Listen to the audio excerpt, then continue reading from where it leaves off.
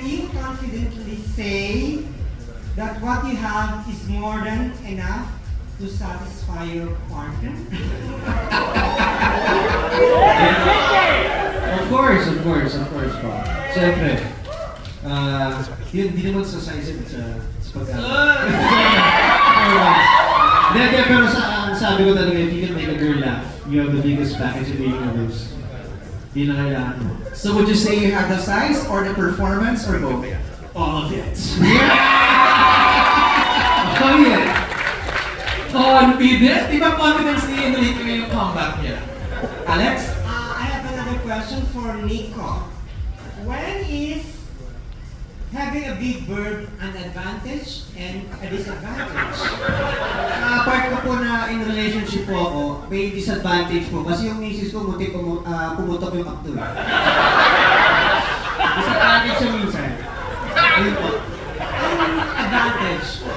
Yun po yung disadvantage. Ang advantage po, kinikilig po yung mga fans ko pag nakapitan po.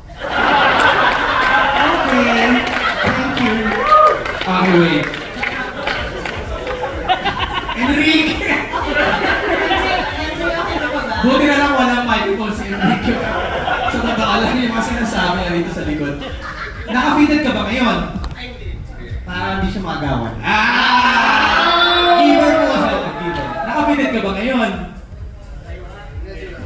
Medyo na. Wala, kaya pinasahod sa'yo ito ang lang yan. Mga conceal na ganyan. Thank you, Alex. Okay. Ang next question is from G. G, ano ito si G eh? G, you wanna ask your question? Ako na? Okay, nahiya si G. For Enrique, Pepe, Nico, and Red, what ran in your mind when you heard the title and did you have any misgivings about accepting it? So ano tumakbo sa isip nyo, narinig niyo yung title, at meron ba kayong hesitations? Yeah, diba? Yeah, akin wala talaga. This is the exact adventure comedy barkada movie that I've always wanted to do. Perfect setting sa Thailand. I need to do this. Right. I need to do it. Ako, problema nito tataas ang standard kasi si Enrique sabi niya, binigay niyo na lahat. Aarte pa ba kami? Si Enrique pala, binigay na yung lahat, di ba? So mula ngayon, bibigay na namin yung lahat. Red? No hesitation. Masaya siyang project. Pasok siya sa schedule ko. So. Nakakuhiya naman, Red. Thank you, ha? Wala ko. Grabe naman si Red. Pepe, ikaw. No hesitations din. Tsaka unang pumasok sa isip ko, about time. Kasi kami, about time. About time na gumawa ng ganitong klaseng pelikula. Kasi fan kami ng mga 90s comedy. Diba? So, balik natin. Yun na nga. Eto na nga. Naninibago ako ngayon. Load something ko sa iyo. Parang naninibago ako ng konti. Okay, this seems like a fun ride. What were the most unforgettable parts shooting the film and why? Let's start with Pepe. Unforgettable. Pwede bang sabihin? Wala ko. Hindi, roller coaster ride talaga ang experience namin sa Thailand. I can say na nag-immerse talaga kami. Napaka-colorful ng culture ng Thailand and the people. Nagkaroon kami ng mga kaibigan ng locals, which is something that we will treasure forever. Kaka-message pa rin kami hanggang ngayon ng cast from Thailand. So, Oh, wow. Ito mga greatest takeaway namin, greatest blessing. How many days did you spend in Thailand? 9 days. 9 days. Red, ikaw, unforgettable. Meron kaming ginawa after ng shoot kami ni Pepe. Tapos parang kasama yung cast ng Thailand na napakasaya. Parang private tour ng, kasi small business owner yung isang Thai na actor. So na-invite kami ni Pepe. So nag-enjoy kami sobra. Dami namin kinain pagkatapos. Sarap na tayo. Kinain? Yes, oh. Na? Food. Okay. Grabe naman. Nilinaw lang natin. Wholesome po ako. Okay, Nico. Ako, dahil yung role ko dito is part ng LGBT community. So may mga scene ako dito na first time kong ginawa. At saka ginawa ko syempre para sa movie. So yun yung dapat din ako kanila. Okay. Naughty yung mga ginawa mo dito. Yeah. Syempre. Very naughty. Kasi di ba sa Pattaya meron din yung parang ping-pong... Yes. So meron din yan? Yes, meron rin po. Okay, kaya ikaw naman. Shooting in Thailand, you know, with the cast, with the Thai crew and Thai cast. Lahat ng food na kinain namin. May mga food massage namin on the side.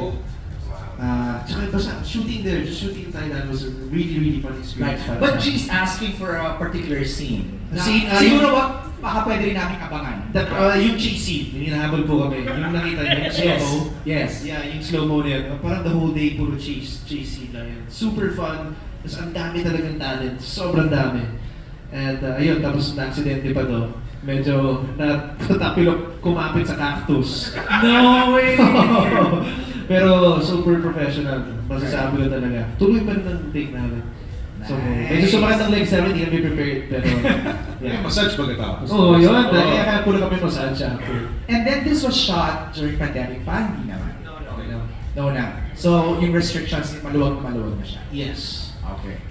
And this was shot after your contract signing? Yes. We had an event here and then just a launch of it. Right. Hindi pa namin shoot yun. And then, after the launch, a couple days or a week, I think. You flew na? Yeah. Okay. G? Okay na si G. Okay na si G doon. Next question is from Goldwyn Reviews. Good week. Okay, for Enrique, sa mga karakter mo na ito, sino sa tingin mo ang may biggest bird? At sino ang may pinakamaliit? Okay.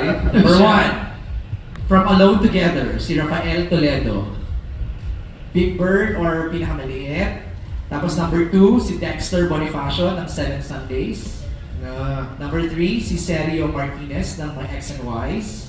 And si Carlos Sandoval ng Dukot. So, Dukot? sino doon ang may biggest bird? At Para sino sa akin ang talaga may- si Lakas eh. Sa Bagani. Ah! Siyempre may Ilocano siya, di ba? So si Lakas. Pero I think si Dugot has the biggest word kasi he went through hell. Dun sa nung kinidnap siya, but he still pursued that he fought every way. Pinakamaliit na bird dun sa road, hindi ko alam man. Sino ba? Siguro sa 7 Sundays na lang. 7 Sundays. 7 Sundays. Okay. For Enrique, Pepe, Nico, and Red, ano ang top 3 na big sa'yo? For example, the way of answering daw is, I have a big blank. Tapos tatlo. Except daw heart. Nalalig na ako ng-heart. Bilis naman. Tanggalin na natin ang heart na yan.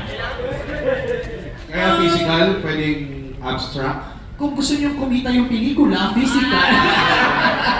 joke lang. I have a big left testicle. Yung left lang. Kasi hindi talaga pantay. And unfortunately, tatlo na siya. So, Yun na yun. yun na yun. Pepe? Nawala si Pepe sa Zoom? Tumakas! Pepe, balik! Okay, Nico. I have big ears. Totoo naman. Actually, totoo. Big ears, big arms, yung braso ko yan, big bird. Na Sesame Street. Ken. I have a big appetite, big dreams, and a big imagination. Ako din pala, big imagination. Dapat tinanggal ko na yung mga yun. Alan Sancon is here sa Del Figueroa. Alan, ikaw na yung magtanong ng questions mo. Talagang na-miss ka ng mga fans mo, di ba? Parang why you choose yung comeback movie mo is comedy and how, kumbaga, challenging. Kasi parang hindi naman namin matandaan na gumawa ka ng ganitong klaseng comedy before, di ba? How challenging yung role mo dito and why you choose to have yung comeback mo na comedy yung gagawin? Challenging kasi dalawa din yung characters na pinoportray ko dito. Si Carpio at si Big Bird. Yun lang naman. Tapos siguro yung challenging part was I've been out for a couple years, tapos coming back. Yun lang yung challenging for me kasi syempre parang, di ba, pag dire-diretso, okay lang. So yun lang yung challenging part is getting back, getting the feel of it, and then, portraying two characters. Sana nakakatawa, di ba? Inisip mo sa akin, nakakatawa na ng konti. So, yun lang. Pero accepting the film, I've always wanted to do comedies kasi ako, big fan ako ng comedy. Kami, Papa growing up, we always watch comedy. Yun ang distress ko watching comedy films. So parang, itong hilig ko, hindi ako gumawa ng ganito. So, yun, gumawa namin. But do you understand that it's hard to do comedy? Oh yeah, harder. Sabi nga nila, mas mahirap magpato kasi pahirap. Exactly. Oh. So, yeah, it's hard, but it's also soft. It's okay lang. It's okay lang. Then. But, yun, it made it easy because of the cast and the situation. Diba? So, yeah. Hard and also soft. Before my second question, para Naninibago kay Enrique. Ano mo naman? paano naging situation kung paano niya sinabi sa'yo, ano yung sa text ba? Napanood niya? Nakita, nasa trailer. Hindi, Yeah. Hindi, sir, nag-usap kami kasi, I mean, gumawa din ako ng promo for her movie, Lisa Frankenstein. Which sana guys, mapanood yun din. Yung Lisa Frankenstein. So, ako naman, sabi ko, ako rin, tulungan mo ako kay isang statement dun sa trailer.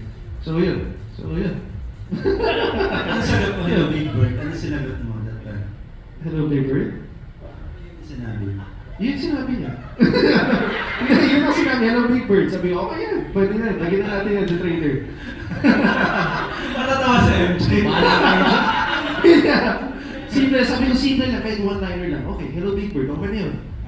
Okay. Thank you. Ang tinutumbo kasi ni Alan kung sumagot ka ba daw doon sa Hello Big Bird.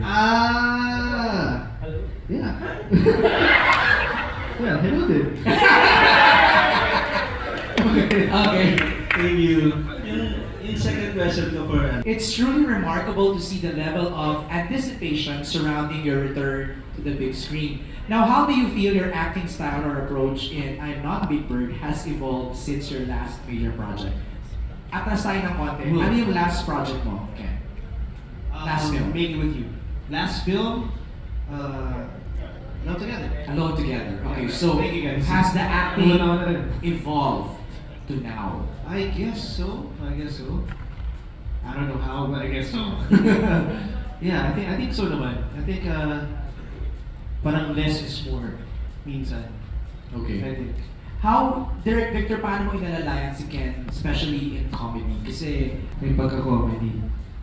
Pero not as full-blown as this. and lead talaga ikaw, di ba? Yeah, tsaka sa lahat ng mga role ko, may mga comedy instances na. A little bit di ba? Little bit, so medyo. Okay, so Direct Victor, paano nyo inalalayan si Ken? Hindi naman sobrang parang hinalayan. Right. Magaling naman si Ken eh.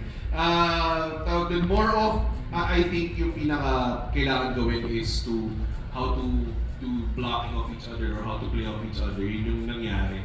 And yun yung maangas din kasi parang never ako nagkaroon ng difficulty with working with these guys. Kasi do you agree that comedy is also, or needs choreography? Yes. Di ba, no? Timing. Timing eh, Nico, ikaw. Yun, importante yung pakiramdaman, lalo pag kaming apat, di ba? Tsaka ang maganda kay Enrique, hindi siya conscious. Yes, Kinising nga to eh. Uy! Pag komedyante, dapat kahit magmukha kang pangit sa sinet, okay lang, hindi Kasi ang goal mo, mapatawa sila eh. So, feeling ko, nagawa naman namin apat yun. Ayun, yun yung ano ko na, parang ay hindi siya takot magmukhang pangit o tanga. So parang mas nakaka-add sa hindi siya conscious doon sa mga nakakatawang parts. Gano'n. Eh, sa mga daring na parts, hindi siya conscious? Hindi. Parang mas excited pa siya dun. Kung sa mga day, parang doon pa siya excited. Feel alive! He felt alive. Okay. The storyline of I'm Not Big Bird illustrates the daring exploration of narratives currently happening in Filipino cinema. Now, how does playing Luis differ from your past roles?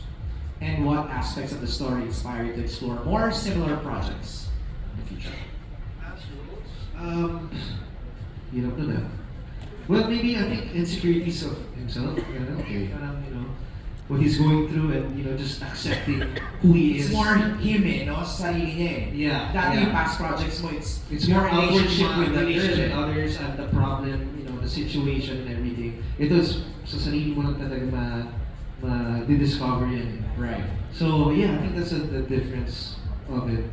It's more internal than anything else. Kahit nagkakagulo na sa paligid mo, but mas magulo na yung sa loob mo eh. So parang, you might seem crazy all around, but ang talagang pinakamagulo was inside it. So I think that's the thing that I think. For Black Sheep and Anima, parang Do something different, something out of the Yes. box na hindi typical na ginagawa ko. Correct. Yeah. Okay, this is for Kuka. Go ahead, Lily. Okay, ito maganda tong next question in email for Ken. While I Am Not Big Bird seems to be promoted as a fun adventure comedy, it also seems intent in exploring hegemonic ideas of masculinity, causing issues on how men perceive themselves and their bodies today. Not Now- his defense. It's always Hegemonic? Ano sabi? Hegemonic? Hegemonic. Sakit po ba yun? Hegemonic. With the film touching upon sex, body image, and sex standards, how does the film reflect current standards of masculinity? No, I guess pag philosophical daw.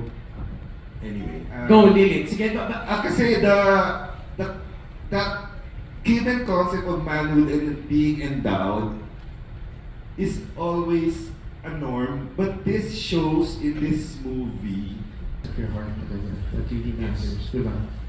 Siguro,